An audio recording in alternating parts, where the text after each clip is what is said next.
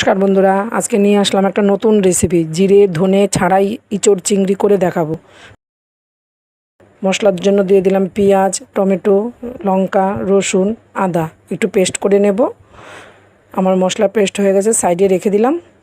এবার ইঁচড়টা প্রেসার কুকারে দিয়ে একটু জল, নুন, হলুদ দিয়ে একটু সামান্য তেল দিয়ে একটা সিটি দিয়ে নামিয়ে নেব। তারপরে চলে গেলাম মেন রান্নায়। কড়াতে দিয়ে দিলাম তেল, দিয়ে নুন হলুদ দিয়ে চিংড়ি মাছটা একটু ভেজে নেব। চিংড়ি মাছটা আমার ভাজা হয়ে গেছে, চিংড়ি মাছটা তুলে নামিয়ে নিই।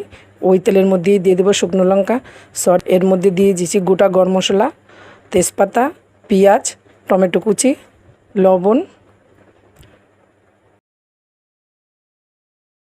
হলুদ, কাশ্মীরি লঙ্কার গুঁড়ো আর পেস্ট করা মশলাটা দিয়ে একটু কষিয়ে নেব। তারপরে দিয়ে দিলাম আলুটা মশলার সাথে ভালো করে কষিয়ে নেব। যখন তেল ছেড়ে দিয়েছে একটু সামান্য জল দিলাম, দিয়ে ঢেকে রাখলাম, আলুটা সেদ্ধ হবে। তারপরে হালকা নেড়ে চেড়ে নিয়ে দিয়ে দিলাম সেদ্ধ করে রাখা ইঁচড়টা আলতো হাতে একটু নেড়ে নেব। দিয়ে দেবো ভেজে রাখা চিংড়ি মাছ, দিয়ে সামান্য জল দিয়ে দিলাম। দিয়ে ইঁচড়টা আমার প্রায় হয়েই এসছে। দিয়ে দিলাম গরম মশলা, ঘি। এবার আমি ইঁচড়টা নামিয়ে নেব।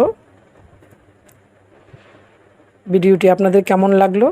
আশা করি ভালোই লাগবে। এরকম করে জিরে ধনে ছাড়া ইঁচড় চিংড়ি করে একদিন খেয়ে দেখবেন, আশা করি ভালোই লাগবে। ভিডিওটি কেমন লাগলো কমেন্টে জানাবেন।